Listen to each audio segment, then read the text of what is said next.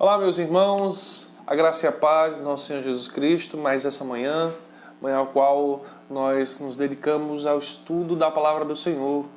Que Deus abençoe a cada um de nós, tenha misericórdia de nós, sobre nós, levante seu rosto e nos dê a sua paz. Meus irmãos, vamos começar esse momento de estudo, mas antes, vamos orar ao Senhor. Curve sua fronte e oremos juntos a Deus, peçamos a sua misericórdia e que o Senhor nos ilumine no aprendizado da sua palavra. Amém? Curve sua cabeça e oremos ao Senhor. Amado Deus e bondoso Pai, te pedimos a tua graça e a tua misericórdia, Senhor. Pedimos que o Senhor nos ajude, que o Senhor nos encha com a tua sabedoria, Pai. Nos ilumine na compreensão da tua palavra. É assim que nós te oramos e bendizemos o nome do teu Filho amado, Jesus Cristo. Amém. Amém, meus irmãos. Meus irmãos, na semana passada nós começamos a falar sobre as distinções que existem acerca da vontade soberana de Deus, né? Tema esse que está atrelado ao nosso tema do assunto que nós estamos falando sobre a soberania de Deus, né? Precisamos adentrar para entender o que é vontade soberana e depois o que é o poder soberano de Deus para compreendermos a importância da soberania de Deus e, enfim, podermos desfrutar dessa soberania, né? Então, meus irmãos, hoje vamos analisar mais uma definição, ou mais uma distinção, na verdade, do que é a vontade de Deus. Semana passada falamos sobre a vontade decretiva de Deus, que se refere a tudo aquilo que está envolvido nos seus decretos. Todos os decretos de Deus fazem parte da vontade decretiva de Deus, né? E falamos também sobre a vontade preceptiva, que envolve todos os preceitos do Senhor, a lei, os mandamentos, toda a palavra de Deus, são os preceitos de Deus para o seu povo. E hoje vamos falar da vontade do prazer de Deus e da vontade do propósito, né? Vamos ver como essas duas vontades se interagem e se aplicam a Deus, né?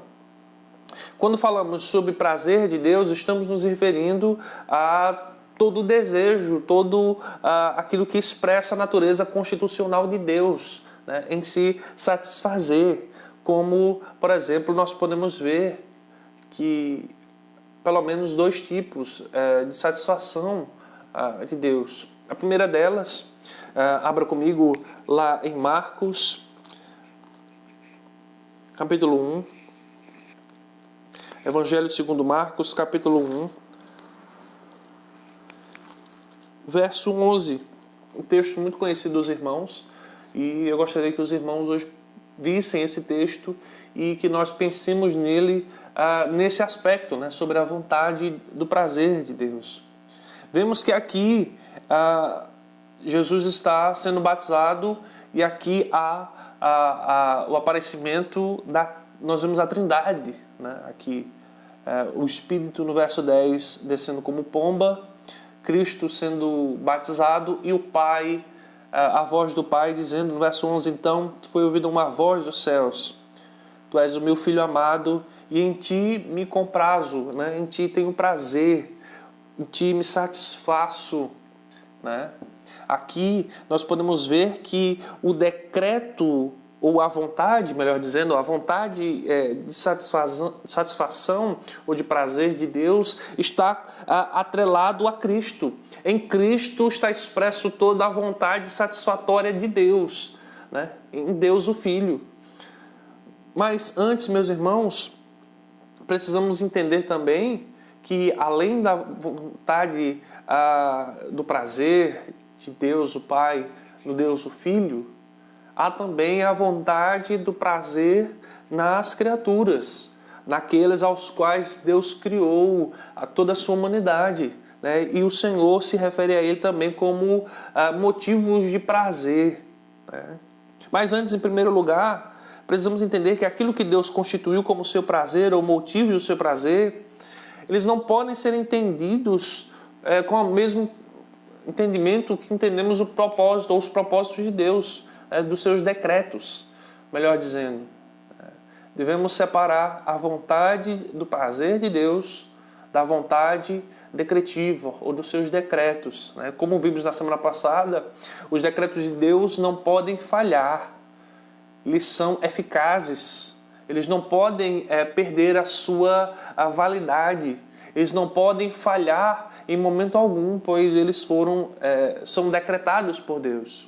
Já quando nos referimos à vontade do prazer de Deus, temos a vontade, como já falamos, em Cristo, visto aqui em Marcos 1,11, essa sim, a vontade do prazer de Deus em Cristo jamais falhará, jamais terá uma rejeição. Deus jamais deixará de se satisfazer no Filho. Porém, a sua vontade de satisfação nos homens nem sempre será efetuada. Nem sempre Deus se satisfará nos homens. Nem sempre Deus estará satisfeito com a humanidade, como nós veremos. Porém, sendo constitucional em Deus, essa satisfação, ela não pode ser negada. Nós não podemos, por exemplo, negar os motivos ou as razões que nos satisfazem. Nós, como seres limitados, podemos mudar os princípios da nossa satisfação. Mas há princípios, há diretrizes da nossa satisfação. Aquilo que nos satisfaz tem princípios. E por que para Deus deveria ser diferente? Há princípios na satisfação de Deus, porém, como já dissemos algumas vezes, essa satisfação não se concretizará na humanidade. Podemos ver essa satisfação, ou esse prazer, ou os princípios dessa satisfação de Deus na humanidade, lá em Ezequiel, em 2 textos de Ezequiel. Ezequiel capítulo 18, melhor dizendo. Ezequiel capítulo 18, versos 23, e Ezequiel capítulo 33, verso 11. São textos similares, aos quais vamos ler para que nós possamos ter uma melhor compreensão. Lá em Ezequiel capítulo 18, versos 23, nós lemos o seguinte: acompanhe aí comigo na sua casa com a sua versão. Acaso tenho eu prazer na morte do perverso, diz o Senhor Deus? Não.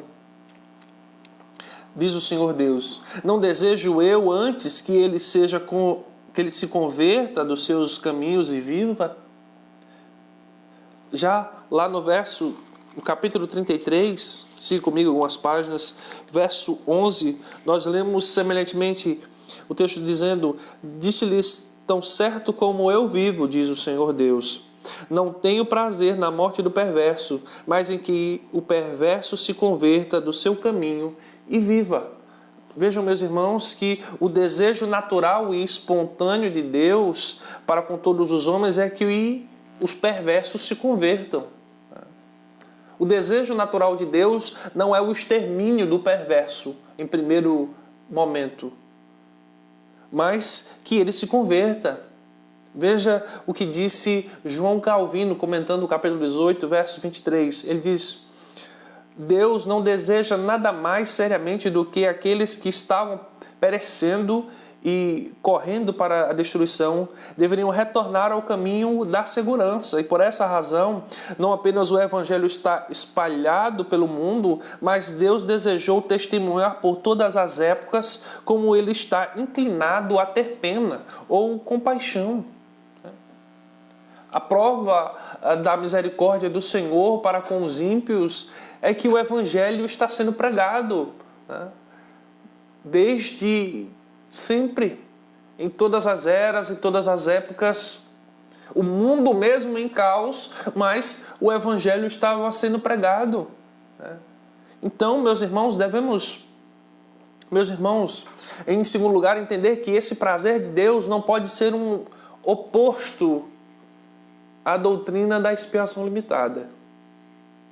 Porque algumas vezes, ao lermos esse texto, a nossa primeira intenção é pensarmos como pode Deus não ter prazer na condenação do ímpio e querer que ele se converta, mas dizermos que Deus apenas escolhe alguns para salvar e outros não. Então precisamos entender que a vontade do prazer de Deus e a vontade do propósito de Deus não são contrapontos à doutrina da expiação. Nos mesmos textos que nós lemos, Deus afirma que seu prazer se manifesta de duas maneiras. Uma maneira negativa e outra positiva. Vejam que, em primeiro lugar, Deus não tem prazer na morte do perverso. Está descrito no texto. E, em segundo, o seu aspecto positivo, Deus tem prazer na conversão do ímpio.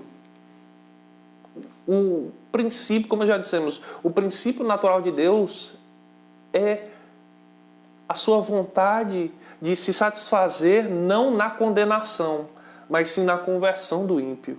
Em outras palavras, ao lermos esse texto de Ezequiel, não podemos dizer que Deus salvará todos, né, como alguns podem prerrogar. No final das contas, como alguns dizem, Deus salvará todos. Não é isso que o texto está dizendo. Ou também não podemos pensar que Cristo, de alguma maneira, falhou na sua missão. Em vez de salvar toda a humanidade, salvou apenas alguns. Mas devemos afirmar única e exclusivamente aquilo que o texto está dizendo. Que Deus não tem prazer na morte do perverso, mas tem prazer que ele se converta. Isso é aquilo que devemos dizer desse texto. Nós não podemos definir nada mais além disso. Diferente de nós, seres humanos limitados e finitos, portanto com vontades e desejos limitados e finitos, esse desejo constitucional de Deus é diferente da sua realização ou satisfação. E por motivos, meus irmãos, que nós não sabemos, Deus mesmo determinou não se satisfazer ao realizar esse propósito. Ele mesmo quis não se satisfazer. E, meus irmãos, há coisas que nós realmente não entenderemos. É mistério de Deus, que nós não entendamos. Talvez na glória entenderemos.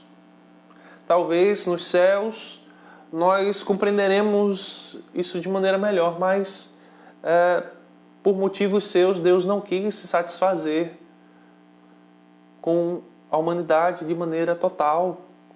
Podemos observar isso por outro ângulo, que nos faça talvez ter um entendimento melhor sobre isso, com um paralelo das nossas próprias ações. Imagine, por exemplo, que nós temos uma decisão que nesse caso seria o nosso decreto. Imagine isso, né? Que seria a nossa vontade a respeito de uma situação particular, porém, nossas decisões podem ser frequentemente contrárias da nossa inclinação natural. Por exemplo, em um caso de amputação, decidimos sofrer as dores físicas e emocionais de uma amputação de um membro, mesmo sendo naturalmente aversos à dor. Nós fugimos da dor instintivamente. Há um reflexo em nós que nos faz fugir das dores. É o instinto de autopreservação. Então, naturalmente, o nosso desejo é fugir da dor. Mas, nesse caso, por motivos suficientes, plausíveis, até para que nossa vida seja preservada em meio a uma doença, podemos decidir deliberadamente passar por essa dor, ou passar por essas dores da perda de um membro. Coisa que alguns com doenças crônicas precisam passar. Eles tomam mesmo a decisão, sendo contra a sua própria natureza, A sua decisão é em favor da preservação. Agora eu pergunto a você que está me assistindo em casa, se isso é possível na nossa mente finita e limitada, imagine na mente de Deus, que é perfeita, infinita e limitada. Se é bastante plausível termos razões para nos tornarmos ou tomarmos essa decisão, também é para Deus. Deus pode decidir não se satisfazer. Lembre-se, esse é o propósito de Deus ser Deus. Ele pode querer fazer ou não. Nesse contexto, ele pode querer se satisfazer como ele quer e quis se satisfazer em Cristo. E quer se satisfazer nos seus eleitos, mas ele também pode não querer se satisfazer nos ímpios. Isso, meus irmãos, não é uma falta de capacidade de Deus ou de falta de poder, pois está em suas mãos a salvar ao pecador. Dele provém a regeneração e dele provém que eles ressuscitem da morte para a vida. É obra da soberania de Deus salvar pecadores. Lembremos, só Deus pode salvar pecadores. Só Deus, em sua sabedoria e poder infinitos, podem perdoar os pecados, pode salvar o homem do inferno. Mas ele, por sua própria vontade, decide não salvar alguns. Isso está ligado à sua vontade de propósito, que é igual à sua vontade de decreto que vimos na semana passada. Os propósitos de Deus são diferentes da sua satisfação. E Deus pode deixar ou pode querer deixar de se satisfazer para que o seu propósito se cumpra. Ele é Deus. Em primeiro instante, meus irmãos, isso pode nos parecer contraditórios. Como Deus pode ter prazer em salvar pecadores, mas decretar alguns para ir para o inferno, salvar uns e outros não, como já falamos anteriormente. Isso nos parece uma confusão. Mas, meus irmãos, o fato de Deus não salvar alguns não invalida o seu prazer constitucional. Para Deus, que possui uma mente infinita, isso não pode ser uma contradição. Sua soberania não anula a sua vontade de prazer de ver os ímpios convertidos, ou seu prazer em condená-los, ou seu desprazer em condená-los. Precisamos entender que isso realmente é um pouco difícil de nós entendermos, mas que Deus não tem prazer na condenação dos ímpios. Mas isso não invalida o seu decreto de apenas salvar alguns. O seu propósito em Cristo de apenas salvar aqueles que Ele levaria a crer. Precisamos lembrar, meus irmãos, que o seu desprazer na condenação se pode ser entendido se pensarmos que todos os ímpios são criaturas de Deus, criadas a partir da sua palavra, feitos à sua imagem. Isso pode nos explicar o porquê Ele não tem o prazer em condenar o ímpio.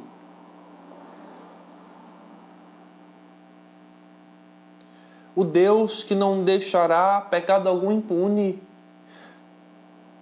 Esse mesmo Deus não tem prazer em condenar o ímpio.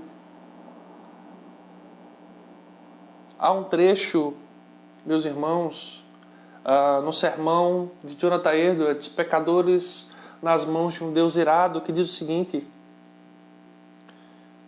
então os homens impenitentes estão detidos nas mãos de Deus.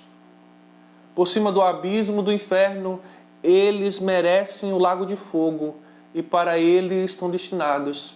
Deus se acha terrivelmente irritado. Seu furor para com eles é tão grande quanto para com aqueles que já estão agora sofrendo o suplício da fúria da sua ira no inferno. Esses ímpios não fizeram absolutamente nada para abrandar ou diminuir a sua cólera. Portanto, o Senhor não está de modo algum preso a qualquer promessa de livramento, nem por um momento sequer. O diabo espera por eles, o inferno já está escancarado, a sua boca está aberta para tragá-los. Vejam como é forte, né, o texto de Jonathan Edwards. A ira de Deus, e se nós lermos esse texto, nós veremos lá como Jonathan Edwards deixou de maneira maravilhosa e aterrorizante a ira de Deus expressa naquelas palavras. Porém, meus irmãos, temos que entender também que a ira de Deus não se satisfaz no prazer de condenar. Não há nada nos Escritos que nos indique que ele tem prazer em condenar, porém, muito pelo contrário, como nós vimos. Ele não se alegra ao condenar o ímpio. Antes, seu prazer está em que se convertam. Deus não tem prazer em que o ímpio pereça. Segundo o pastor Heber Campos, pensar isso seria uma blasfêmia contra a sua natureza e uma negação da sua vontade de prazer. Seria dizer que Deus é um ser apático, um ser que está totalmente preocupado com a sua divindade e não tem qualquer apreço com as suas criaturas. Essa vontade de prazer, meus irmãos, também pode ser visto no próprio Jesus Cristo, pois ele não é apenas a fonte do prazer perfeito de Deus, mas ele mesmo tem esse prazer. Vejamos, por exemplo, em Lucas, capítulo 13, verso 34, abra aí comigo, Lucas, capítulo 13, verso 34, um texto também muito conhecido nosso. Em Lucas 13, 34 diz: Jerusalém, Jerusalém, que mata os profetas e apedreja os que te foram enviados. Quantas vezes quis eu reunir os teus filhos como a galinha ajunta os do seus próprios ninhos debaixo das asas, e vós não quisestes. Vejam como esse texto é semelhante ao texto de Ezequiel. Vemos também algo semelhante lá em Lucas também, capítulo 19, versos 41 e 42. Passe aí algumas páginas e vá também comigo para Lucas 19, 41 e 42. Ele diz: quando ia chegando, vendo a cidade, chorou e dizia: se conheceras por ti mesma, ainda hoje, o que é devido à paz. Mas isto está agora oculto aos teus olhos. Vejam, meus irmãos, de fato, nós podemos comparar esse texto com Ezequiel, com os textos de Ezequiel. Estes textos são muito similares. Vemos em Jesus um sincero prazer na salvação dos habitantes de Jerusalém. O Deus que se faz carne habitou entre nós e está nos mostrando o seu prazer em que este povo largasse a sua incredulidade. E aqui podemos ver, meus irmãos, o seu prazer e deleite, que é um. Deus Pai e Deus o Filho sentem o mesmo prazer em que o ímpio se converta. Vejam que há uma intenção certa. Acompanhem comigo o texto ainda de Lucas. Não sai de Lucas ainda, Lucas 19. Verso 41 diz: quando iam chegando, vendo a cidade, chorou e dizia: se conheceras por ti mesma, ainda hoje o que te é devido. Veja que a ideia desse texto é que Jerusalém poderia ter reconhecido se Deus assim quisesse. mas há uma intenção no texto de que Jerusalém foi privada. O texto, a parte B, diz: mas isto está agora oculto aos teus olhos. Deus mesmo decidiu ocultar isso a Jerusalém. E da mesma forma, como não podemos imaginar isso, esse prazer não realizado em Deus como uma falta de capacidade, não podemos ver isso também em Jesus. E vemos isso, meus irmãos, lá em Mateus, capítulo 11, verso 21, que diz: há de ti, Corazim, e há de ti, Betsaida, porque em Tiro e Sidom se tivessem operado os milagres que em vós se operaram, há muito elas se teriam arrependido em silício e em cinza. Jesus está aqui afirmando que se todas essas obras tivessem sido feitas em Tiro e em Sidom, eles teriam se arrependido. Mas essa não foi a vontade de Deus. Mas a vontade de Deus foi dar a sua graça não a Tiro e Sidom, mas a Corazim e Betsaida. Paulo aos Romanos, capítulo 9, verso 18, diz: ele tem misericórdia de quem quer e também endurece a quem lhe quer. Podemos perceber, meus irmãos, essa soberania na vontade do Senhor.